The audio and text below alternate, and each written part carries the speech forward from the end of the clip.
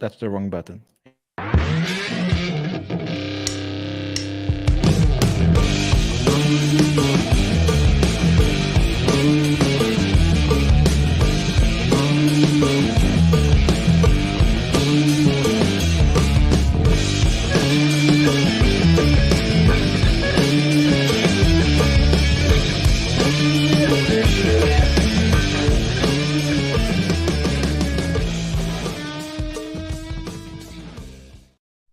All right, we are live. Dom, welcome. How are you? I'm just rocking out to the intro music. Loving it. Exactly. That's exactly the reason why I put that in, because it's so much fun to have that in there and then get started and then talk about tech stuff. It's kind of a funny curve right there, right? Please say your name the way it's supposed to be said, because I might not be able to say it the right way. I think with yours I should be okay, but maybe go for It's not that too and hard. then I try to make say it where easy you for work people. after.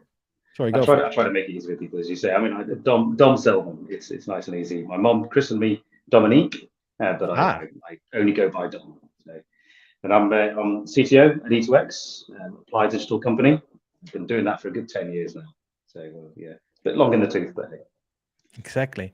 And so recently on LinkedIn, this whole composable stuff has been exploding. Of course, between you and me, we've been doing this Mac Alliance thing for a while. And so for us, it's quite normal. But I'm seeing more and more companies think about like, hey, how to connect headless stuff and how does all that work? And then you see on the one end, the more idealistic people that say, if you just do good code, it connects really well. It's hyper componentized. It's really cool. And on the other end, people that say, no, but that's glue code and that's really hard to deal with. And it's all over the place. And so new product categories are, kicking up and happening. And so what have you seen lately that you think is interesting, and that can be positive or negative? I think it's true. It's quite a new space. I think composability, orchestration, choreography, digital experience, all these sort of terms that are starting to become more and more, entering more and more the language. It's not necessarily being more understood, which I think we'll probably come to later, but certainly entering into the language and into the market. Yeah. Understanding what they actually mean is quite difficult. There are early adopters. I think, those that are in the Mac Alliance, 70, 80 members now, and it's getting a real groundswell of support. But those that are in that alliance really do kind of live and breathe the composable way, the Mac way. But they are subtly different, I think, as well. These vendors that are giving out composable software are different to the clients that are adopting a Mac way or a composable way as well. We did see with COVID, one of the sort of consequences of COVID was those that had an agile business model, an agile operating model, they were able to react to the circumstances. Those that were more rigid weren't able to react to the circumstances. Now, a lot of people put that down to having a split front end and back end, or the ability to modify your customer experience and leave the slower back end systems intact to sort of deal with it with the many hands behind it. The swan analogy, the beautifully graceful on top of the water and then paddling exactly. like a maniac below the water. But I think that was largely true. That those companies that had adopted a level of composability, not composability as maybe we see it nowadays, but a level of composability really thrived during 2020, 2021. And it's starting to become more formalized now. So it was little understood back then. Mac Alliance was very, very new back then. It started in 2020, 2021. Yeah, something like that. I was there at the beginning, so I should know. Yeah, me too. I was at the company that founded it, and I had some very rigid opinions on it that changed fast once it actually started. Yes. I anecdote time. Back in 2012, when I first joined E2X, I was working with a client in Scandinavia.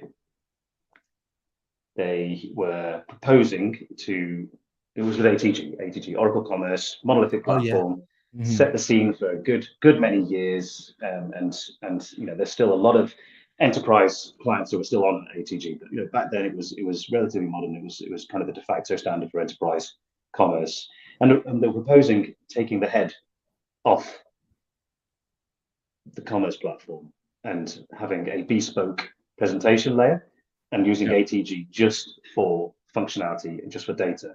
And I fought it vehemently because I just couldn't understand why you'd want to complicate things. I couldn't understand why you'd want to make life more difficult for yourself. More moving parts, more things to manage in a deployment cycle, more operating changes. The operational model will change and things. And I fought it until I saw it in action, and until I saw the reactive nature of that front end without having to impact that back end. Then I started to think, actually, there's something in this. Yeah. And that was 10, 12 years ago now. But imagine that. I had exactly that same thing with ATG, with a huge global brand with like 60 markets on ATG, with a few other things on top. And this was 2019. And I had the same thing. It's like, why would you change it now? Those Java templates or whatever you call it, they have been working. Yeah. Turns out they hadn't been, because if you had to do one CSS change, like a little styling thing, you had to redeploy. This took, 40 hours, because a serious deployment. And then at one point, the CIO, I think, of that company said, I want to deploy every week. I want to be agile. I want to show my shareholders how fast we can be. And then the company we worked at was literally just dealing with the deploys every week, not building anything. It was just impossible. And so we separated it out, made a fancy new kind of front end, and the thing accelerated in innovation like ridiculously. So there's something to say for it, but it was hard. I hired 20 people, took us a year, right? But there you go. Now it's amazing. So there's stories out there that people have done this transition to composable in very fast timescales. It's kind of possible, but you don't get much richness exactly. in those. Because an MVP can be done quite quickly, but then if something like, and this is where it gets harder, I think, when we talk about composable and putting things together, when you throw scale at it. Yes. And a lot of different types of compositions start to happen between regions, for example, then suddenly it gets really complicated. And then the developers, even if they're like the most amazing ever, they're going to just be dealing with these integrations more than actually doing the innovative storytelling that you want them to be doing, what they're really good at, or making things faster or cheaper to run or something, if you're only dealing with the complications. And so that's where this, I'm not sure if it came from that, but this whole DXC thing, so digital experience composition, somehow grew out of that. And so how have you seen that DXC thing come up? Is it just Uniform shouting it, or is there also other reasons or other venues where that came out of? Where it started, I'm not entirely sure, but I think it was a reaction to the sort of concept of a digital experience platform, and this opinion of how you comprise an experience or how you present an experience to the outside world. Do you take the opinion of a vendor, or do you take your own opinion that's aligned to your brand? Now, for right, for wrong, the vendors have been doing this for a good long time, so their opinion has merit. No doubt about that whatsoever. But the opinion is probably a little bit generalized. It's possibly a little bit, and I say this with the fondest nature, it's probably lowest common denominator as well. Yeah. So it's made at a point where it covers off a good spectrum of functionality to a good enough level. That sounds like 80% of the market, which is kind of fine. That's where these things shine. Right? Exactly. The Pareto principle also says 80-20. You get 80% coverage, and you'll be okay. That 20% is going to take 80% more of the time. So it's difficult to cover off those things. But realistically, as a brand, you want to differentiate yourself in a highly competitive market.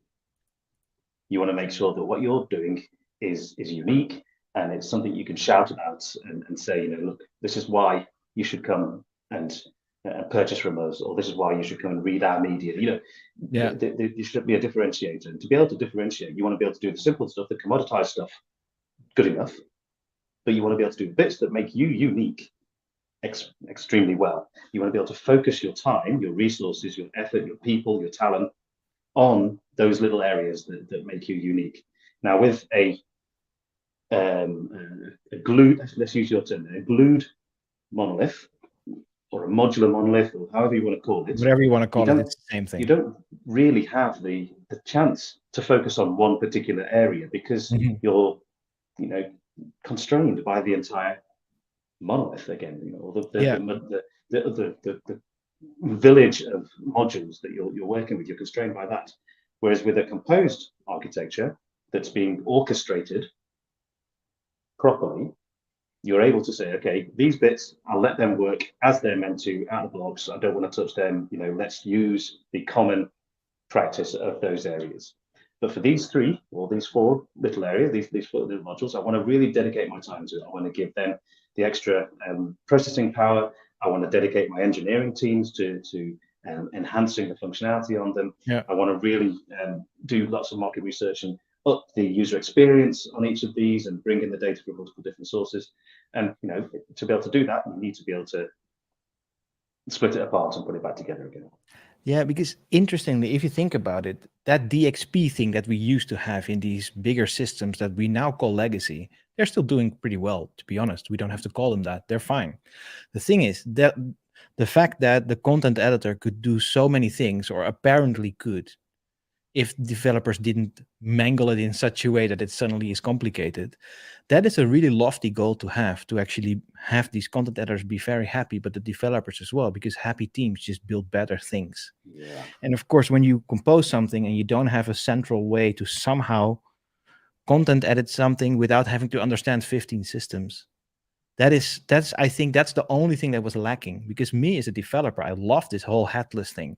We connect everything together, we make data mappers, everybody's happy. Well, we think they are, because actually content editors, or maybe people who are in marketing or whatever, they have a very high threshold for pain. So they tend to just deal with it until it doesn't work anymore. And so it took a while for also bigger companies to understand that this approach, it's super cool, and it's cheaper, but maybe it's also quite complicated for everybody in the team. Yeah. So quick question here. So let me just put that here as a little banner. So when working at an agency, being the CTO, you have probably done some one of those transitional projects from monoliths to composable architectures. So do you have any sort of unexpected outcomes that you saw from that? And for example, one of our other guests said that they would expect that a composable architecture has 10 times faster performance on the front end, which was completely not true. It just became more complicated, and they had to hire more specialists to do it. So that was a surprising outcome for them. So what have you heard, or what have you, seen there? I think, is it surprising? In hindsight, 2020 hindsight, it's pretty obvious, but data actually isn't where you expect it to be. If you think about a monolith, the monolith has often just a single repository of data, and exactly. Every single system has access to that data store. It's internally consistent, and it's transactional. It's horizontally scaled. It's right there. In a composable arena, you've got to think long and hard about where the data is at any given point in time, what service needs access to what data. You want to be careful about overfetching and underfetching. You want to make sure that your data is consistent and it's available. In the internet age, people absolutely want availability over consistency. They'd rather have the data there in front of them and it be eventually consistent than have to wait. It's many studies and things like that. That's a really interesting one. So even if it's dirty data that was somehow copied from somewhere else, as long as it's available, that's what they want. They want available data more than consistent data. And as long as that data is consistent eventually as well, there are situations where they'll want it highly consistent, during a transaction. Yeah, exactly. When during the checkout, they're more tolerant for less availability compared to consistency. But during content consumption, things like that, they'd rather availability.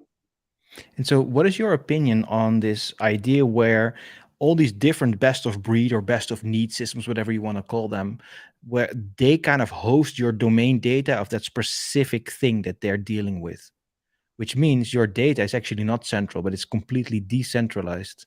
And the tools that are smart about doing, let's say, digital asset management, they deal with all the media. And then your PIM system has all your product data. And then elsewhere, you connect that image to whatever that PIM system has. That is kind of decentralized. So what is your opinion there? Has that ever worked for you? Or maybe there hasn't been a system to organize that well? Yeah, as soon as you decouple things, you have integrity problems. Yeah. The integrity problems are very, very hard to overcome, and that's not going to go away with the internet. No. The decoupling of systems is getting further away. The advent of REST meant that you have to go over a protocol to go and get information. You can't just go to a database to go and get information Exactly. That's over totally say, different now. True. ODBC. It's much faster to go over an ODBC bridge, even though that was slow compared to direct data access. If you go back in the Exactly. day, Oh, you mean like REST was the important files dramatically. that you directly get from the disk, Exactly. right? Yeah, Yeah, exactly. exactly. Yeah. So it's layered and layered and layered and layered and layered. We're adding extra layers and extra layers, to access this data, and that's dislocation of information means it's just slower to get to it. And transactional integrity across those boundaries is even harder. There's a lot of patterns that you can leverage to maintain consistency. There's things like event sourcing, transactional outbox, CQRS, and those are the things that allow you to maintain the integrity of your data in a read context, the integrity of data in a write context, Yeah. and the integrity of your data across multiple subscribers of information as well. Maybe going into a bit too much technical detail here, but it's Oh, important that's all good. I'm for that it. you. It's one of the other things that maybe people don't quite grasp or realize when going to this sort of paradigm is that the knowledge required to achieve success in this sort of thing is actually very, very difficult. You've got to understand the data intimately. You've got to understand the counterplay of all the different moving parts within your ecosystem well, because some you'll have control over, some you won't. The very definition of SaaS is it's someone else's problem. Oh, yeah. And that is a Right? perfect bridge, because my next question is, based on your opinion with this, like if there's any sort of advice you have to give to maybe like an agency exec like you are, or maybe your CEO or something, or to other SaaS company execs that think like this, okay, I have to now take care of this certain piece of data, which is like vital to this company's, success. Like, what would you advise them in the context of this whole composable thing? You got to pay attention to interoperability. Interoperability is going to be one of the big keywords of 23, in my opinion, and beyond. Mm. All these vendors who are playing in this space obviously want to have a larger slice of the pie, but that pie is still a pie that needs to work. Yeah. So playing nicely with others is going to be massively important. If you can't present your data in a manner that's tolerant of other systems, then you're going to be rapidly moved out of the equation. Yeah, people are not gonna like you when that happens, No. because you also kind of see sometimes if you have a product that works in a certain way, it's more sticky to the customer, Yeah. right? A specific way. So if you have to do it this way and otherwise you're out, which is actually pretty smart business wise. But maybe there's also another type of business wise smartness, as in being so agile that you can remove that thing immediately so you have more time to do other things. But then it's harder to make deals with partners again. So it's really finding that balance, I guess. Yeah, I think in the composable space, it depends on what sort of SaaS business you want to be. If you want to be a SaaS business that owns a lot of the real estate within a customer's enterprise, Mhm. then being agnostic or being what's the word I'm looking for is being generic enough to be truly composable. So is not that easy. But if you aren't, then you're either very sticky, and then you get locked in as a client, and clients don't really want that these days. They No, don't exactly. necessarily realize that once a system is deployed into their estate, it's relatively sticky at that point anyway, Yeah, because they've true. invested time in it, they've invested Yeah, effort into exactly. it, and so on and so forth. However, if the SaaS vendor's opinion is so rigid that you can't actually customize it and bend it to the client's unique brand vision, then that's not going to work. That's the hardest bit of this. Now that I work at a startup with a product, thinking of these things, like the one thing I've learned, for example, is when you say to people, when you use this tool, you have the freedom of choice. You can do anything you want. There's no conversion. But when you get them into some sort of the cult feeling of this thing, they buy in and then they have freedom within that choice, then they're happy. But that's a learning you have to have, like me as a developer relations person, like how do you say stuff about a product for people to interact with it? So just saying it's fully agnostic, that just doesn't work. Yeah, it's not. I mean, I think you triggered something in my mind there, that the SaaS companies, the companies that are meant to work in this ecosystem, they have to work in a developer ecosystem, but they also Yep. have to work in a business ecosystem, an operating model as well. And so if it's purely developer experience led, then that's great in Yeah. some respects. But businesses aren't run by developers. They're not often run by developers. They're run Not by often. people who have a vision and an entrepreneurial Yeah. vision for building their business out. So if your SaaS product is not usable, it's not sympathetic to the content editors, then you're going to have trouble. But it also needs to be a great developer experience as well, because still, I'm best will in the world, no code, low code. Listen to something that our mutual friend Adam Sturrock was saying today about Halo. Oh All yeah, of that's these, a whole new one again. yeah, another acronym that we've got to learn as well. There you go. But all these things, they're young, they're mature. The developer is still relevant in these spaces. So the developer Yeah. experience has to be as good as the content editor experience as well. Well, the one thing I know of having led product teams of developers at agencies is if they don't like a tool, they'll complain until they don't have the tool anymore. That is the Exactly. one thing I know. And the more senior they get, the more they complain because the more they see in the overview of why it's not working, and they have to go to your level to no longer complain. But it takes a long time to get there. So if you have something that doesn't make them complain, at least about that part, they can focus that energy elsewhere. So it is still a vital thing. So when you look at the space right now, would there be like a magic wand action for you to change something? And if there is, what would it be? I think an easy way to describe the concepts. Oh yeah, or maybe that like would be a lovely. blueprint to just use this. It's cool. Yes, this That would be works cool, in right? every single situation. This will work for you, and that'll be beautiful. I think, Exactly. I mentioned it earlier, interoperability. If we could have a standard protocol for all the vendors in the various different verticals, that would be wonderful. That would be wonderful. Yeah, because what we're seeing now, at least in my opinion, is it becomes harder to choose. So there's more knowledge needed at the client side rather than the agency side to actually take ownership of these choices. And then you see quite often that people are actually, okay, I have this job for another year. I'm going to complicate myself. Do I now have to sell this to my tech boss? Or do we just remain here and then get a better quarter next quarter because I didn't have to invest? Like these interesting things start to happen, right? So if we had just a blueprint of somehow to like make this decision, that would be cool. Yeah, I think one of the shocking things that businesses that I'm from the SI side of things, so I'm going to see early in the engagement, early in this Yeah. transition process, is people think this is a tech problem. Yeah.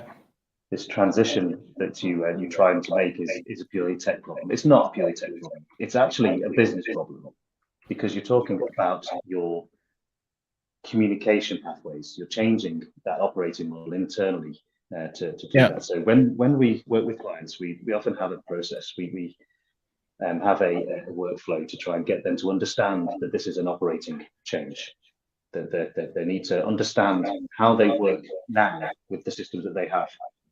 currently, Yeah. and work out what their business is, work out what their current software does in those components and in those business capabilities, and then look at what's available to them. If maybe they've chosen a couple of packages to do various aspects of their new world, whether it's commerce, whether it's content, whether it's search, whether it's promotions or whatever. Yeah. And then do mapping, on their current capabilities and the proposed components that they want to have in place. Is there a one-to-one mapping? There never is. No. There never is. There's gaps. So those gaps, you need to identify what those gaps are, and those gaps could be plumbed by another SaaS vendor. Yes, if that's true, if that's the case, then brilliant, more composable. If not, then you need to build out your architecture to be able to plumb those gaps until it gets commoditized. Exactly. And for that, you need agencies or SIs to do that, right? Because that's where the knowledge lives. Like at SIs, it's generally the knowledge is like a few years ahead of what you actually have to do, so you can advise. Yes. And that's one of the things that we recognized relatively early in this composable movement, I suppose, is that when we were with ATG, it was a vendor-led environment. Yeah. So customers were choosing their platform because the platform did everything, and then we were being introduced by the vendors. Now it's not a vendor-led environment, it's a market-led environment. So we as systems integrators need to get in there early and talk through the options, through the alternatives, through the pitfalls and through the challenges and through the opportunities of going in this direction. And that's great. It's great watching companies go through this journey and have those epiphany moments and seeing how this can really enhance and push the boundaries of what they can do, and then taking it through that as well. It's just beautiful.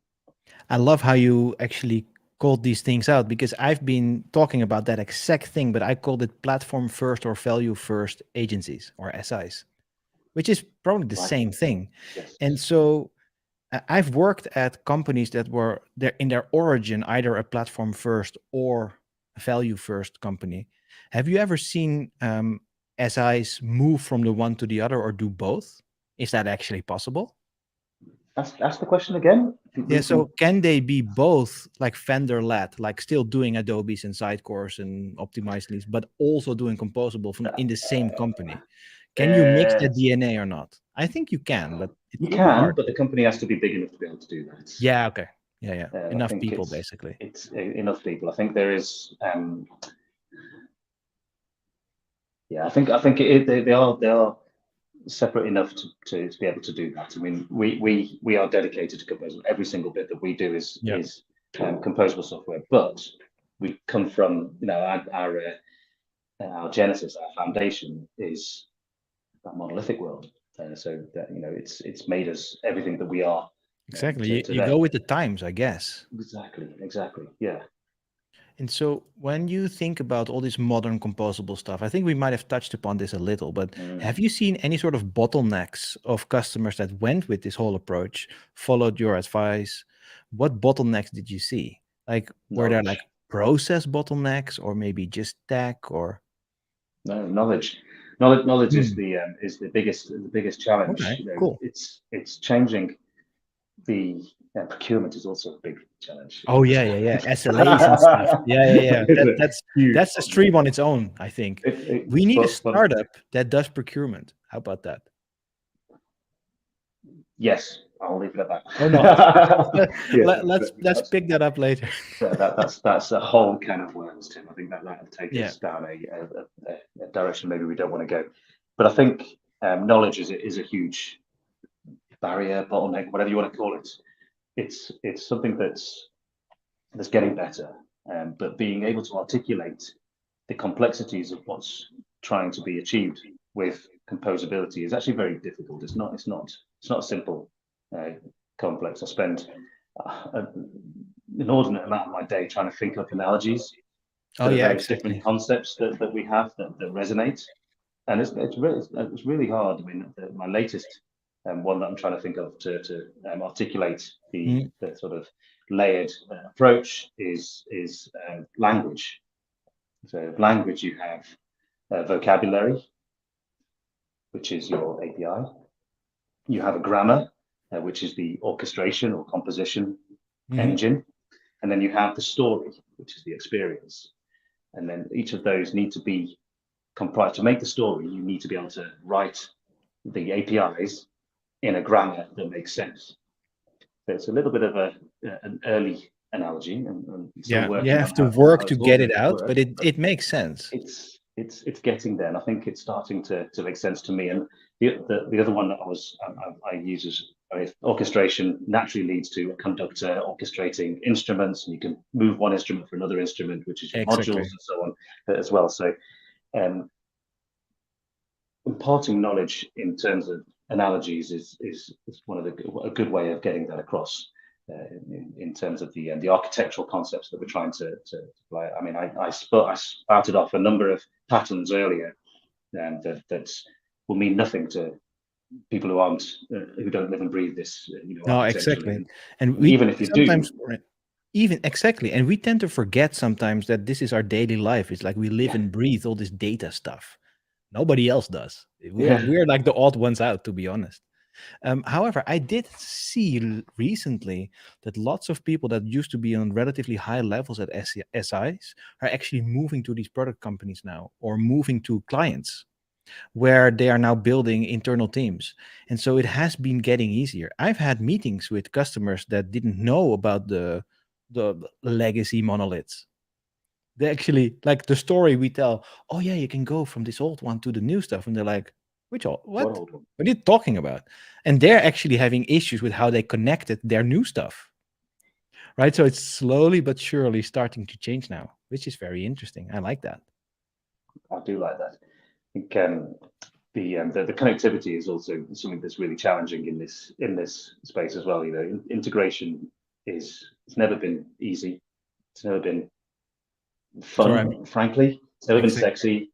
It's not something that's sellable as a tool until recently. I think recently we've started to see systems that are effectively integration products. Exactly. And yes. that the fact that they are being able to be sold as products with a UI and with a low code, no code approach and with a set of patterns, how opinionated or unopinionated they may be, is a great indicator of the maturity of this arena in which we play. Yeah, and also it simplifies all the other players. Like they don't have to now do all this integration stuff really, or like simple ones, because of course you need some of it, but you don't really need to have CMSs that fully integrate with a whole commerce system. Because that's a lot of work to put in, right? That a lot of this is going to roll up. So this I think he wrote an article this morning or yesterday on LinkedIn about a lot of the players in this space are going to roll up into smaller and smaller and more monopolized companies. I'd like to think that won't happen, but it probably will. Yeah, well, look at NPM package manager for Node.js. Like that's a very nerdy thing. I'm sorry for the people who are not as nerdy as we are, but you actually have like NPM packages that check even or odd numbers, like these crazy things, and it's so fragmented. Yeah. Let's see if that happens. Yeah, it may well be. It may well be, and I don't know. I'd like to think the space will maintain its vibrancy and its agility, and I think it will lose something if it goes to a more monolithic, monopolized landscape. But I think if it does, one of the benefits that will come out of that will be one of the roll-ups will be a protocol. So an integration system that every vendor who wants to play in this space has to adhere to that protocol. And if that does happen, I would love that to be open. Oh man, I would love to have, like, I've had these thoughts as well. I won't pitch them too much because this is not the place or the time, but it would be nice to have some sort of like a file format somehow that just says, this is your composition of all these tools and it's open. And then every agency or SI can just make, oh, this is the file, put it somewhere in some system and suddenly your integrations, everything is there. Yes. right? And there are some companies working on this, but it's so complicated right now. I don't think the tech is ready. And there's so many different ways to skin the cat that you can't cater for all the different permutations. And you also the other challenge that you have is it's limiting as well. I mean, we've talked about it earlier that you don't want to have to adhere to the lowest common denominator for the bits that make you as a brand unique. The bits you don't care about, yeah, lowest common denominator, brilliant, someone else's problem, don't care. But the bits that you do care about, you absolutely want to be able to break it and uplift it. Exactly. And that is not always super easy. So we spoke about all this new stuff, right? But imagine, think back in your long history, what old cool feature of whatever technology, maybe even in ATG that you've seen, would you like to bring back? I don't know. Page builders. I think I liked the fact that that page builders were getting richer and richer. That the screen was back in the control of the business. Yeah. I think with the decomposition that we've gone through, the componentization, the composabilization of Mac and what have you, has meant that screen ownership has gone back into the hands of the developer. Exactly. And being a developer by trade, I like that. But in terms of flexibility, growth, of being able to focus on other things, we absolutely need that screen to go back into the hands of the marketers, the hands of the visionaries, the people who think of great new ways of merchandising and what have you. That absolutely needs to go back into their hands. Exactly. And there are companies that are working on that and are doing that very well. But I still feel it's got a bit to catch up to where it used to be. So you just, without even me for coercing you, did marketing for a release we did today at JFN.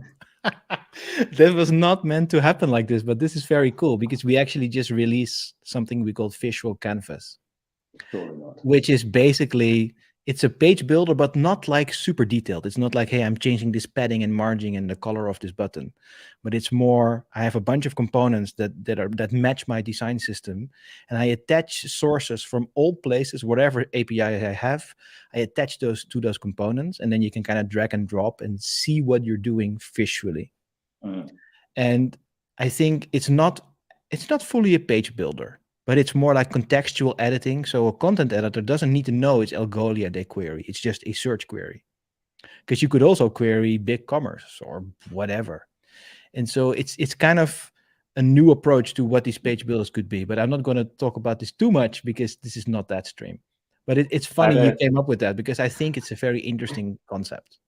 That sounds too coincidental to not have been staged, but I promise.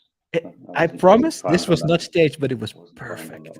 I like it. I've had a good conversation with some of my architects yesterday about what a BFF should be, and where you describe that's yet another thing. Exactly. Should it know about the where this data comes from?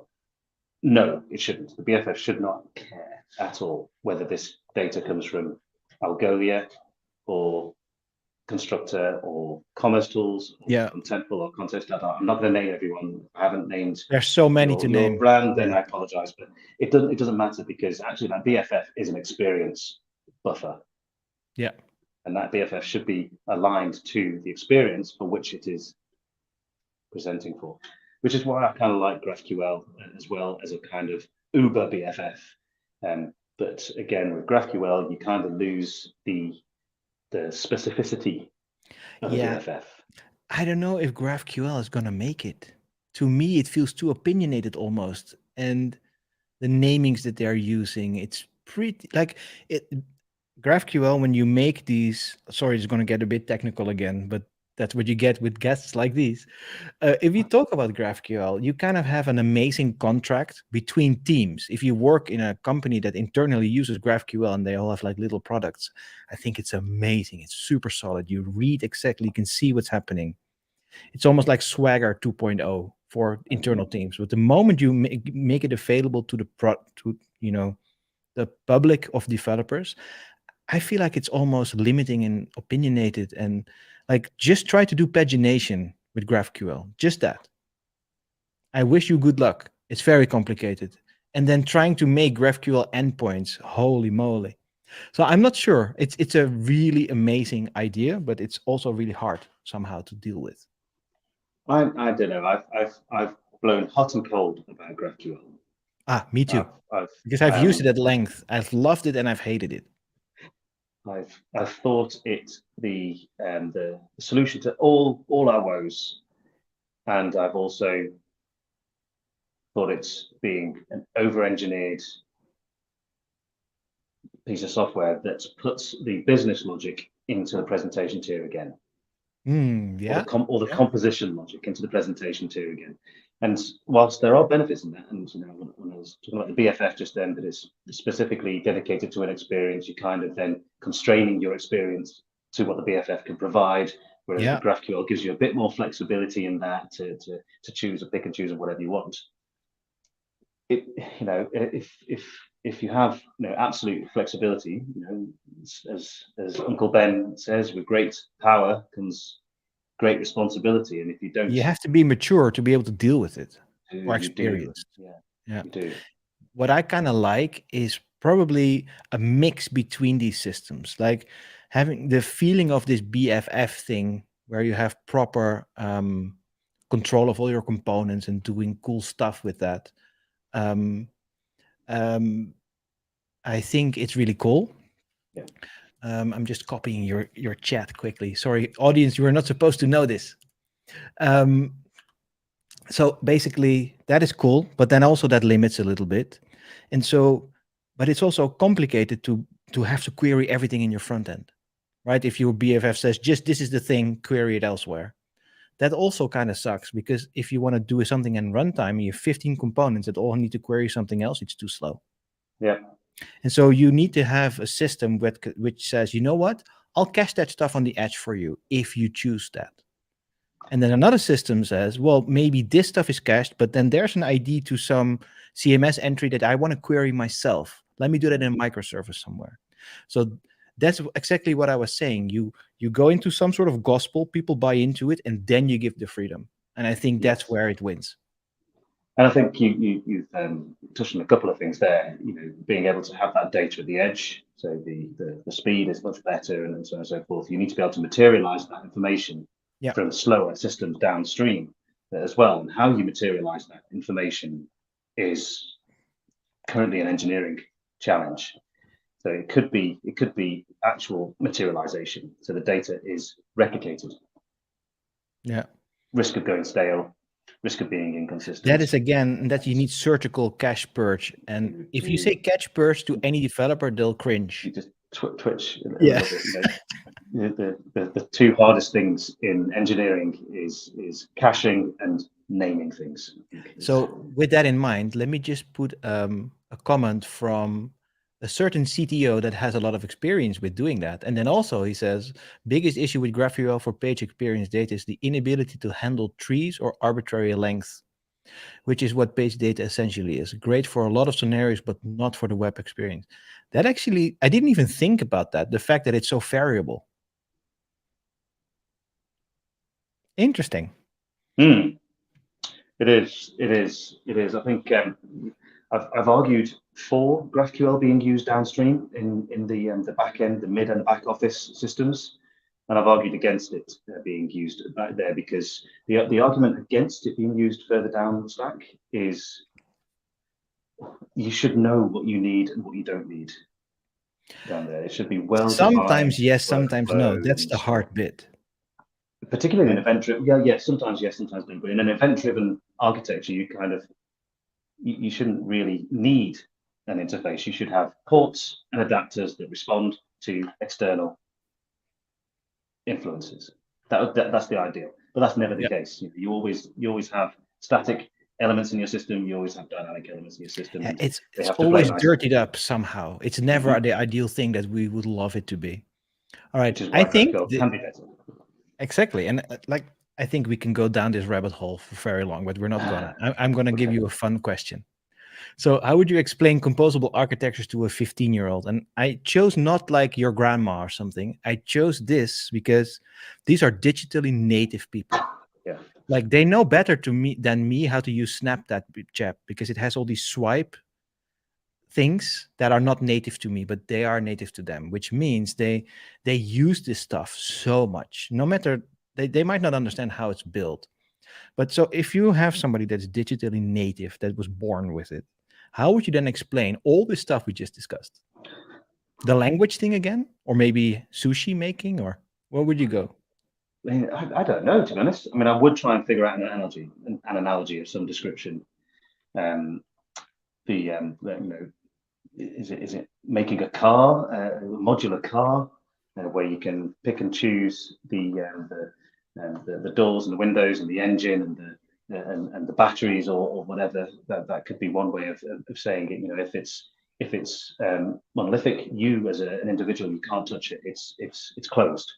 But if it's truly composable, then it's fixable. You can go in and change it. You can go in and take out the broken engine and put a new one in. You can go and take out the broken spring and put a new one in, depending on how granular your modules within the car is. You know what's interesting to me is the more modern the car, the more monolithic it is. Try to do this with a Tesla. You're not going to take that apart. And it's we could go into a very political rabbit hole here as well. I think the way technology is going is it's becoming less and less easy for people like you and me who grew up with technology, taking things apart, putting them back together to figure out how they work. We had the ability to still do that. Yeah, exactly. Yeah, so you say a 15-year-old who's digitally native. Yes, they're digitally native with what they're exposed to. They don't know how it works. True. They don't know how it works behind the scenes. If it breaks, can't fix it because they've never had to take something apart and put it back together again, because you cannot do that these days. You cannot do that.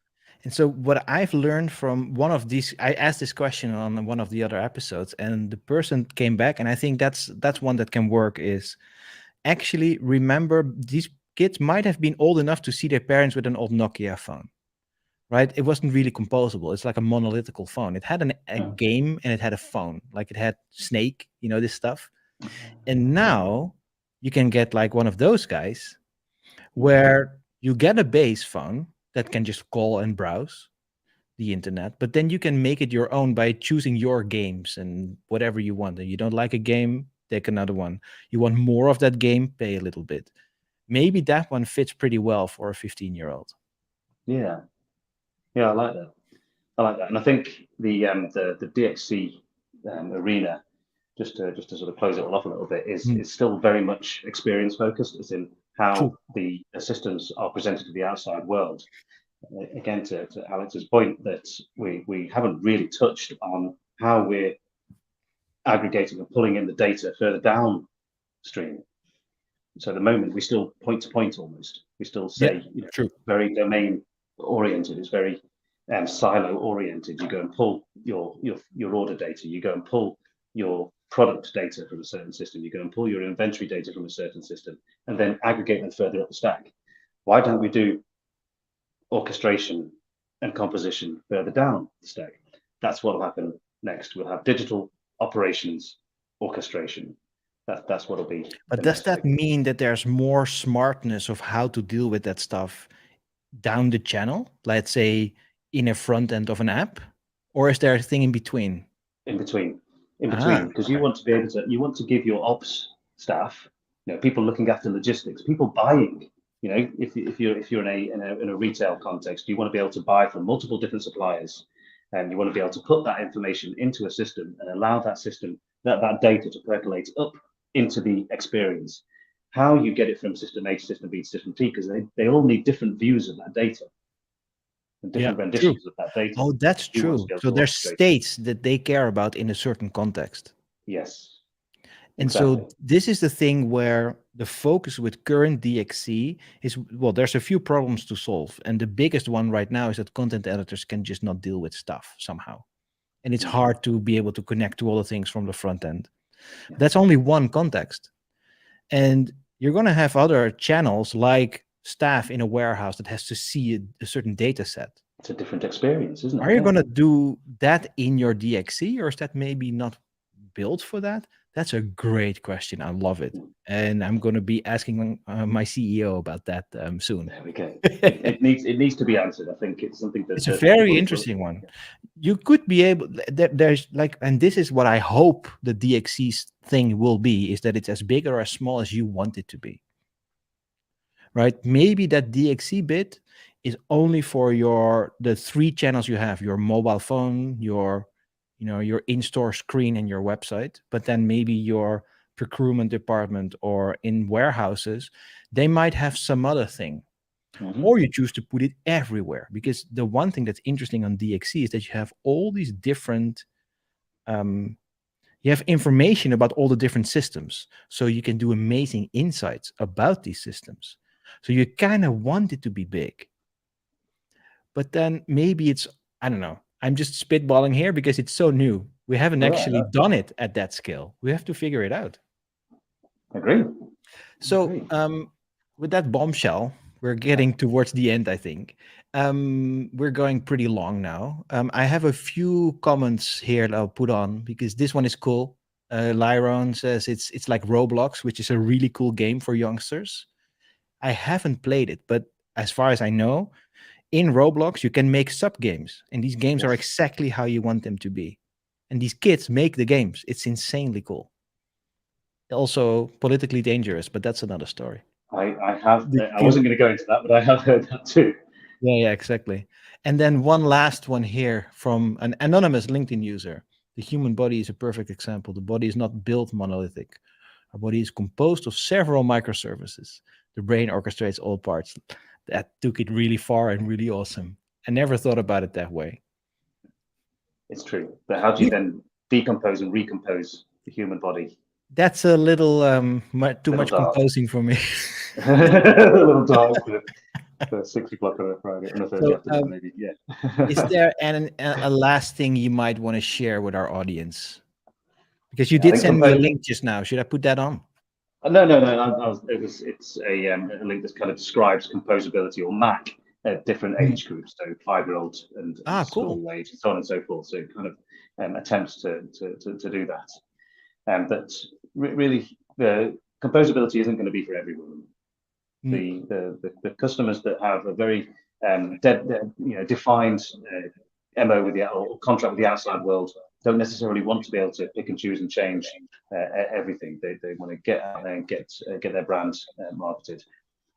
So it really is important to understand the complexities, understand the downsides of a truly composable architecture before you embark on this. Don't just go and chase the new shiny thing. Yeah, because it's in the nerd fine in the boardroom we have to go. That might not be the real reason you have to actually do it. Yeah. So go in with eyes open and understand your business processes before you try and go composable. Yeah. And you know what's actually interesting to me is there's quite a lot of systems now that are actually headless and composable, but they still have part monolithical. And it still exists. It's like a service. And for example, BigCommerce, like I don't want to name anyone specifically, but they are such a good example because they have this whole headless thing. And then a lot of companies don't want to build their own checkout and cart service. It's a gateway. It's a gateway. Exactly. Platform. It's perfect because you use their monolith for the checkout and you don't have to worry about the user journeys. Oh man, I would use that in any second. It's perfect. Yeah, it's brilliant. Yeah, I completely agree. Yeah. Thank you so much. Where can people find you? If you want to be found, that is. I'm on LinkedIn, a little bit on Twitter. My handle's on on the name tag, right? Yeah, people will type in Dominique and they'll find you. Yeah, they'll find me. Well, maybe. But yeah, I'm relatively vocal on LinkedIn these days. Yes. Giving my opinion to anybody who'll have it. And you'll obviously find me at E2X and Apply Digital in London and Canada and maybe in Chile. You never know. Exactly. Thank you so much for your time. This was good fun. Cheers. Thank you for having me. Bye-bye.